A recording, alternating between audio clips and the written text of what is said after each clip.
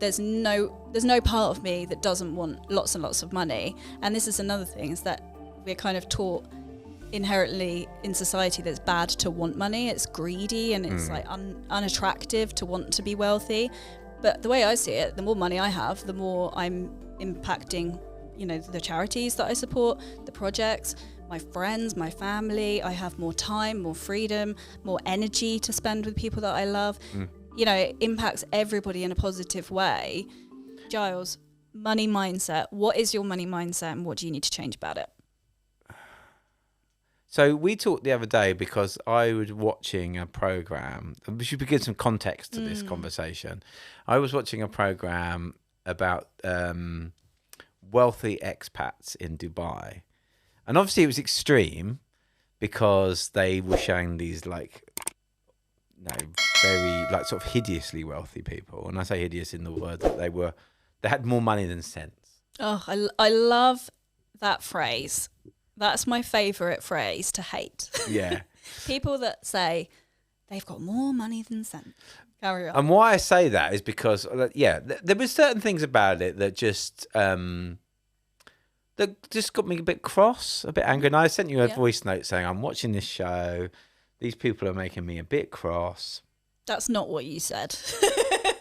I'm dumbing it down a little bit now for the listeners, but there was people that were getting me angry because of the opulence and the wastefulness as well of the money, like the wastefulness of the money. They were spending it themselves, which is totally fine. And I think the sort of the various opulence and extravagance that was on show. And, you know, they were targeting a certain area of Dubai, which is known for that. And so I messaged you about it thinking, oh, well, yeah, Sophie will agree with me on this. And you did to a certain extent, but I think you were also saying that maybe I had a bit of a fixed mindset around money and that I was being too negative. Okay. Would you agree that's where you think I was?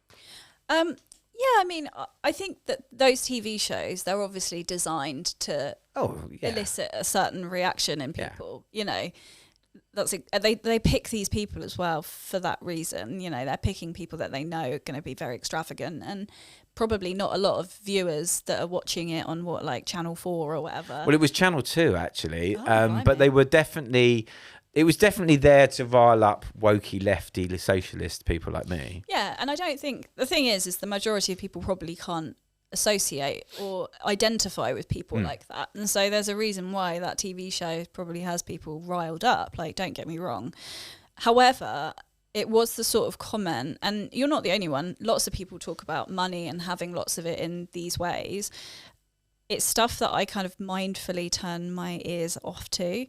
And, you know, they sort of say you should be the gatekeeper of your own mind. You know, you have to be really careful what you take in, which books you're reading, which TV shows you're watching, which friends you're listening to. And it's the sort of thing I would shut down to because I don't want to get sucked into the negative, wealthy people are evil and blah, blah, blah. Do you know what I mean? Which wasn't what I was saying. No, not at all. But it's a slippery slope is what I was kind of saying to you. And it's worth reevaluating why it is that you feel so riled up and angry about money, or people that have a lot of it.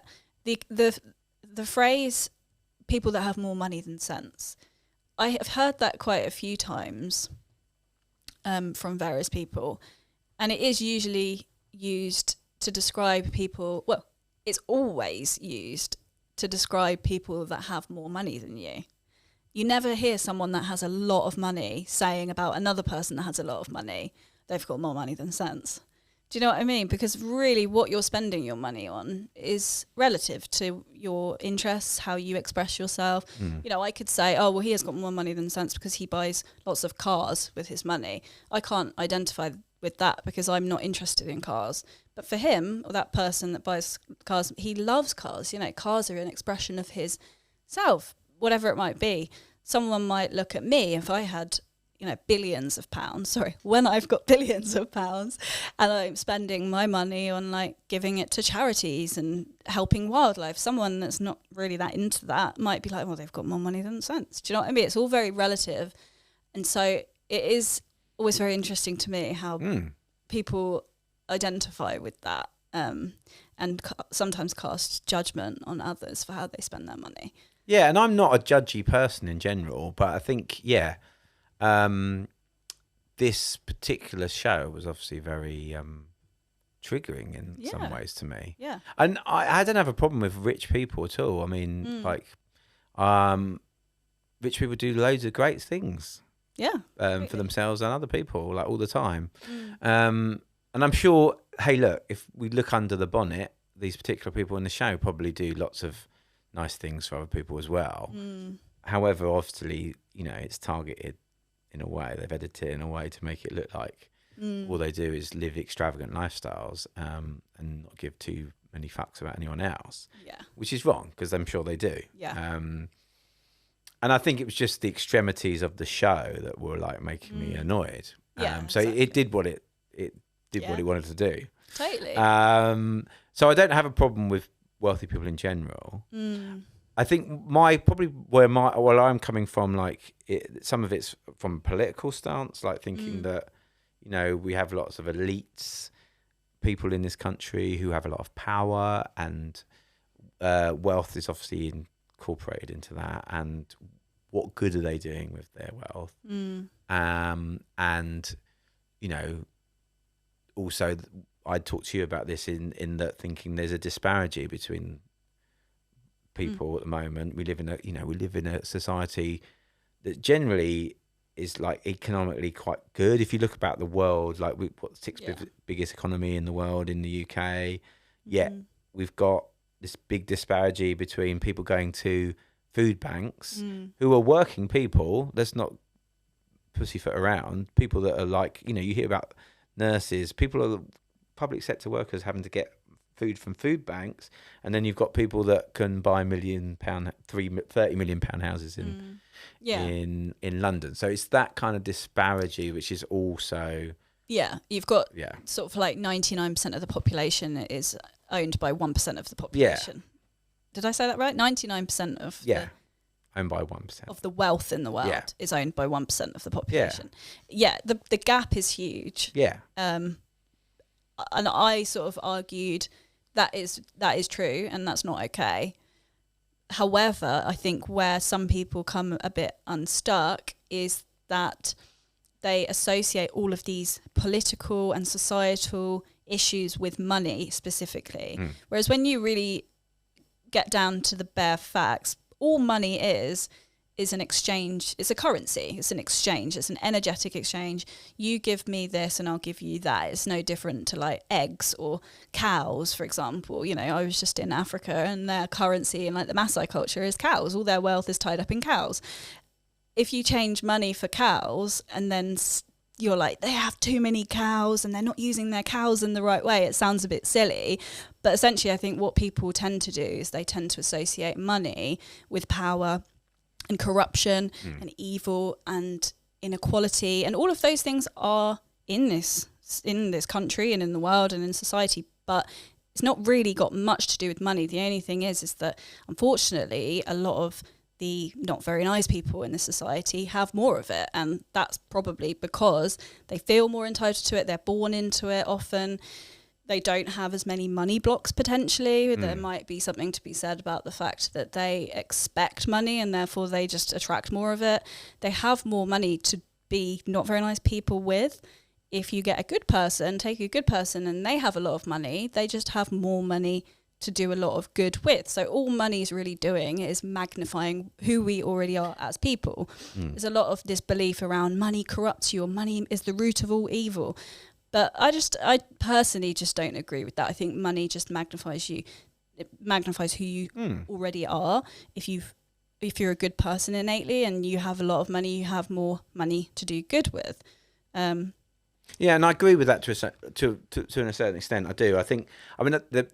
Obviously, I think with anything, people can be corrupted in all forms of life. I think there probably are, if you look at it, moments where people have been corrupted by money, but that doesn't mean that I should tarnish the whole thing with with the same brush, if you know what I mean. So I think that's true. But I would argue those situations where people have been corrupted by money, it's probably actually not the money that's corrupted them. It's the situation, it's the people they're surrounded with or surrounded by. It's where they're living in a situation, you know, because I know a lot of extremely wealthy people who live very modest lives, who do a lot of good, and they're friends with really nice, wholesome, grounded people. But then you also get the people who get a lot of money and suddenly they're only hanging out with like arseholes and stuff. Yeah, like that. and that's true. And it's true. And I think you're right in when you say that regardless of whether this person might have money or not, it's down to their personality and where their outlook on life. The fact that they've got money just means they can be horrible in a different way, maybe. Yeah, everyone's got the potential kind of thing. Yeah. But I think it's a huge disservice, and this is why it upsets me when I hear good people that are like talking badly about people that have money. It's because all you're really doing is you're telling yourself money is evil, money is bad, and I don't want money because that would make me evil and that would make me bad. But the world needs more good people to have money. The world needs more wealthy, good people to do good with and to bridge the gap. You know, like there's no part of me that doesn't want lots and lots of money. And this is another thing, is that we're kind of taught inherently in society that it's bad to want money. It's greedy and it's like unattractive to want to be wealthy. But the way I see it, the more money I have, the more I'm impacting, you know, the charities that I support, the projects, my friends, my family. I have more time, more freedom, more energy to spend with people that I love. You know, it impacts everybody in a positive way. It's not just like, oh, I wish I had more money so that I could have like nice cars and clothes and stuff like that. You see it as being like an opportunity to do more good, and that's great. Yeah, and I'd be the same. I think if I had more money, I would give a lot of it away probably, so, exactly. and treat people. So yeah, so I think that is, again, it's probably down to the mindset of that person and that individual. And we talked about this with Peter Komalafe when he came on the pod, when we talked about the taboos, and this is one of those subjects which is a bit of a weird one for people to talk about. It is. It's seen as unattractive, and I know that Peter was talking a lot about how our financial habits get baked in by the age of 7 or something. Yeah, really young. Yeah, so really our financial and money mindsets are, you know, they come from the environment that we grew up in, from our parents, for example. So for example, if you heard a parent or a primary caregiver saying, oh, guys, wealthy people, they've got more money than sense, or, you know, they blah, blah, blah. You're subconsciously wiring your brain to believe that money is bad, and you're probably going to subconsciously push financial opportunities away your whole life. Yeah, self-sabotage stuff. Self-sabotage, yeah. So if you have parents that were always in debt or had money but then would quickly spend it, you learn subconsciously that money is fleeting and it's not permanent, and then therefore your subconscious is going to make that happen to prove that you're right. So for anyone listening, Soph, who's got more of a negative mindset around money like me, what can they be doing to improve that situation? I mean, I'm no expert, but just from what I've personally done, because I, like many people, was brought up, I mean, I don't think my parents were particularly negative about money, but we didn't have huge amounts growing up, and you know, my parents would sometimes talk about like holidays being too expensive or whatever it might be. Turns out actually my dad's just hugely afraid of flying. So that's why we never went on holidays abroad. But they always used to tell us when we were kids that it was because of money, stuff like that. So growing up, I kind of thought, well, holidays are a waste of money.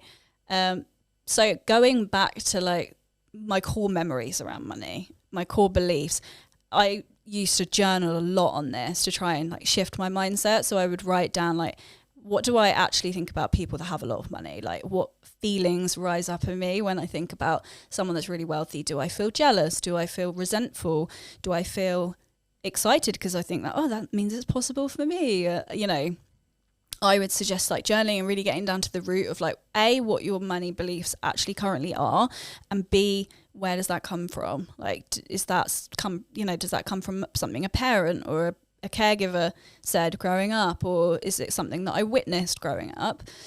And then try and catch yourself. Like every time you feel that rising up in you, trying to catch yourself and stop yourself and being, you know, like rationalize why it is that you're thinking that. Again, like some people do like meditation on it and stuff like that, and like try and do it in a more spiritual way. But really all you're doing is you're like shifting your mindset and your beliefs. So it's the same as sort of anything, to be fair, if you're trying to shift your thoughts around that. Excellent advice. Thank you. You're welcome. Good luck. Bye. Bye.